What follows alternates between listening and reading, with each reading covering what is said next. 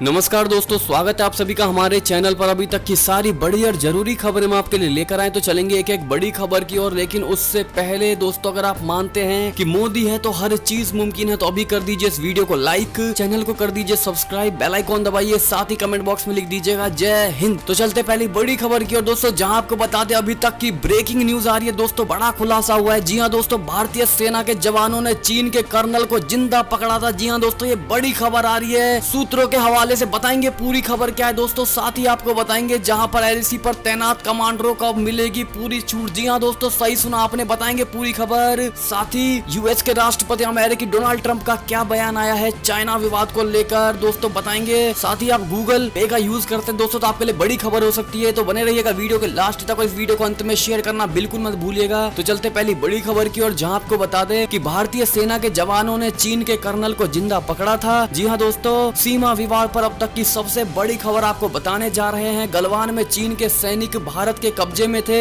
लद्दाख में भारतीय सैनिकों ने चीन के कर्नल को जिंदा पकड़ा था। भारतीय सेना के 3 मीडियम रेजिमेंट के जवानों ने चीन के कर्नल को बंधक बनाया था। जी हाँ दोस्तों, सूत्रों के मुताबिक झड़प में चीन के 45 से 50 सैनिक मारे गए थे। ये अब तक की बड़ी खबर है दोस्तों, जो धीरे धीरे साफ होती जा रही है और चीजें पता चलती जा रही है। और इसी प्रकार से दोस्तों, जैसी भी खबरें आती रहेंगी हम आपको तुरंत बताएंगे। इसके लिए अगर आप हमारे चैनल पर नए हैं तो चैनल को सब्सक्राइब करना बिल्कुल मत भूलिएगा दोस्तों। और ऐसे में आप भारतीय सेना को लेकर क्या कहना चाहेंगे दोस्तों, जिन्होंने भी अपना पूरा दम दिखाया था और 5-5 को अकेले ने संभाला था। चलते एक और बड़ी खबर की, और जहां आपको बता दें एलएसी पर तैनात कमांडरों को अब मिलेगी पूरी छूट। जी हां दोस्तों, आरओई में हुआ बदलाव। बता दें आपको, पूर्वी लद्दाख की गलवान घाटी में 15 से 16 की दरमियानी रात को भारतीय और चीनी सैनिकों के बीच हुई हिंसक झड़प के बाद रूल्स ऑफ इंगेजमेंट यानी आरओई में कुछ महत्वपूर्ण बदलाव किए गए हैं। गलवान घाटी की झड़प में 20 भारतीय जवान शहीद हो गए थे। इसके बाद वास्तविक नियंत्रण रेखा यानी एलएसी पर तैनात कमांडर्स को पूरी छूट दे दी गई है, ताकि वे सामरिक स्तर पर स्थिति को संभाल सके। इसकी जानकारी नाम न बताने की शर्त पर 2 अधिकारियों ने दी। एक अधिकारी ने कहा कमांडर अब हथियार के उपयोग को लेकर प्रतिबंध से बाध्य नहीं होंगे और असाधारण स्थितियों से निपटने के लिए सभी संसाधनों का उपयोग करते हुए उनके पास उसका जवाब देने का पूर्ण अधिकार होगा। 45 साल बाद गलवान घाटी में भारत और चीनी सैनिकों के बीच हुई हिंसक झड़प के बाद आरओई में संशोधन किया गया है। अगर दोस्तों इस संशोधन को आप बिल्कुल सही मानते हैं और मानते हैं कि हमारे सैनिकों को पूरी छूट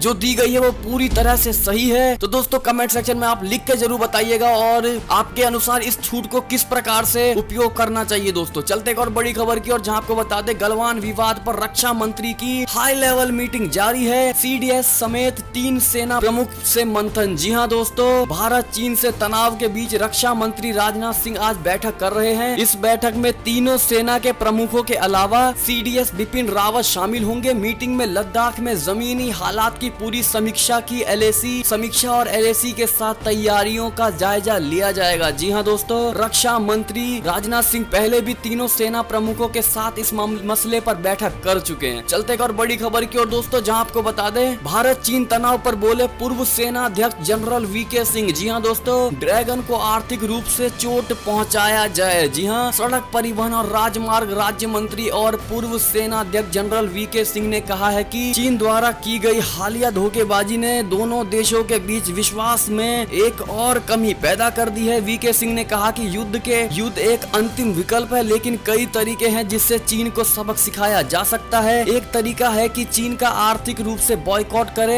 ऐसे में आपका क्या मानना है दोस्तों, क्या आर्थिक रूप से उसको चोट पहुंचाना ही काफी होगा दोस्तों, या फिर हमें अपने सेनाओं की जान भी बचानी होगी बॉर्डर पर? अपनी राय जरूर रखिएगा दोस्तों। या आपके अनुसार दोनों तरीके से चीन को परास्त करना चाहिए? चलते एक और बड़ी खबर की, और जहां आपको बता दें भारत चीन में तनाव पर बोले अमेरिकी राष्ट्रपति डोनाल्ड ट्रंप, करना चाहता हूं सीमा संघर्ष के समाधान में मदद। जी हाँ दोस्तों, अमेरिका के राष्ट्रपति डोनाल्ड ट्रंप ने कहा है कि अमेरिका भारत और चीन के बीच हाल ही में सीमा पर हुई हिंसक झड़प के बाद दोनों देशों के बीच जारी संघर्ष के समाधान में सहायता करने के लिए तैयार हूं। ट्रंप ने शनिवार शाम ऑकलैंड के तुलसा में एक रैली को संबोधित करने जाने के लिए विमान पर सवार होने से पहले संवाददाताओं को संबोधित करते हुए कहा, यह बहुत विकट स्थिति है। हम भारत से बात कर रहे हैं, हम चीन से बात कर रहे हैं, हम देखते हैं क्या कर सकते हैं, हम उनकी समस्या का समाधान कराने में मदद करने की कोशिश करेंगे। उल्लेखनीय है दोस्तों कि पूर्वी लद्दाख की गलवान घाटी में में गत सोमवार को हुई हिंसक झड़प में 20 भारतीय सैनिक शहीद हो गए थे। चीन ने इस संघर्ष में मारे गए अपने सैनिकों का आंकड़ा जारी नहीं किया है। ऐसे में दोस्तों क्या अमेरिका को भारत और चाइना विवाद के बीच मध्यस्थता करनी चाहिए? आपकी क्या राय है दोस्तों, जरूर बताइएगा कमेंट सेक्शन में लिख के। चलते एक और बड़ी खबर की और जहां आपको बता दें, गलवान संघर्ष के 5वें दिन आया नेपाल का बयान। कहा भारत और चीन शांतिपूर्ण तरीकों से सुलझा लेंगे मतभेद। जी हां दोस्तों, नेपाल ने शनिवार यानी 20 जून को कहा कि उसे विश्वास है कि उसके दोनों मित्रवत पड़ोसी भारत और चीन क्षेत्र की स्थिरता एवं वैश्विक शांति को ध्यान में रखते हुए शांतिपूर्ण तरीकों से वास्तविक नियंत्रण रेखा LAC पर सीमा गतिरोध को सुलझा लेंगे। दोनों एशियाई महाशक्तियों के बीच स्थित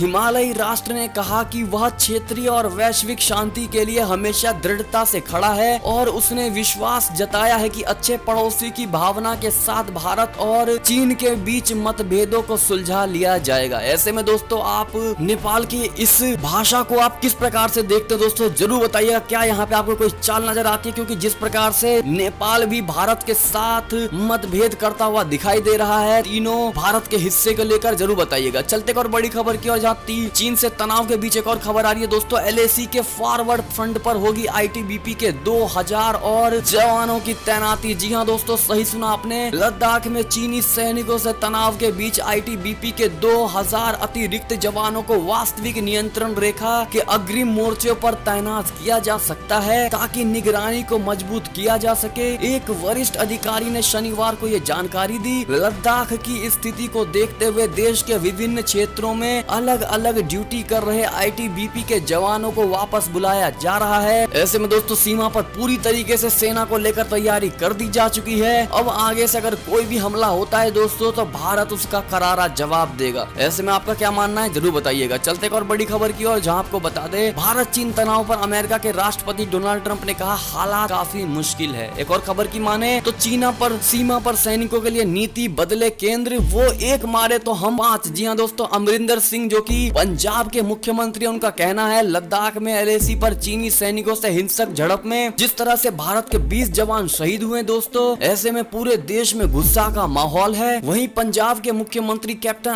अमरिंदर सिंह ने केंद्र से अपील की है कि सीमाओं पर सैनिकों को अपने बचाव में फायरिंग करने और देश की क्षेत्रीय अखंडता की रक्षा के लिए अपनी नीति बदलनी चाहिए। अगर चीनी सैनिक भारत के एक जवान को मारे तो भारत का एक जवान चीनी के 5 सैनिकों को मार गिराए। जी हाँ दोस्तों, तो इस प्रकार की नीति की बात कही है। इसका आप कितने प्रतिशत से समर्थन करते हैं दोस्तों, कमेंट सेक्शन में जरूर लिखकर बताइएगा। चलते एक और बड़ी खबर की और जहां आपको बता दे, भारत चीन विवाद पर एक और खबर है। लद्दाख और डोकलाम गतिरोध के पीछे इस सैन्य कमांडर का हाथ। जी हाँ दोस्तों, एक और बड़ा खुलासा होता हुआ आ रहा है। आपको बता दें, करीब 2 साल पहले डोकलाम में भारतीय और चीनी सैनिकों के बीच टकराव हुआ क्योंकि भारतीय जवानों ने चीन को वहां एक सड़क बनाने से रोका था। इससे चीनी सेना दक्षिण डोकलाम में वाहनों को जमफेरी रिज की ओर ले जा रही तो सिलीगुड़ी गलियारे के पास है। चुमार की तरह डोकलाम गतिरोध की शुरुआत स्थानीय कमांडरों ने की थी और बात वरिष्ठ सैन्य कमांडरों तक पहुंची। आपको बता दें, अब लद्दाख में दोनों सेनाएं आमने सामने हैं। इन दोनों ही गतिरोध में एक बात जो समान है वो है जनरल झाओ जोंकी, जो इस समय वेस्टर्न थिएटर कमांड के उच्च अधिकारी हैं और ये दोनों ही युद्ध के, दोनों ही मतभेद के सबसे बड़े मास्टरमाइंड। ऐसे में दोस्तों इसको किस प्रकार की सजा मिलनी चाहिए भारत की ओर से, जरूर बताइएगा। चलते और बड़ी खबर की और जहां आपको बता दें, सरकार ने दी बड़े पैमाने पर साइबर हमले की चेतावनी। कोरोना की आड़ में चुराई जा सकती है निजी व वित्तीय जानकारी। जी हां दोस्तों, सरकार ने बड़े पैमाने पर साइबर हमले की चेतावनी देते लोगों से इससे बचने के लिए कहा है। सरकारी एजेंसी ने कहा कि साइबर हमलावर कोरोना वायरस महामारी की आड़ लेकर लोगों की निजी और वित्तीय जानकारियों में सेंधमारी कर सकता है। Indian computer emergency response team यानी CART ने ट्वीट में कहा, शरारती तत्वों द्वारा 21 जून से ईमेल के जरिए धोखाधड़ी शुरू की जा सकती है और यह संदेहास्पद मेल सरकार के नाम वाली ईमेल ID यानी ncov2019@government.in से भेजा जा सकता है। ऐसे में दोस्तों आप बच के रहिएगा। किसी भी प्रकार का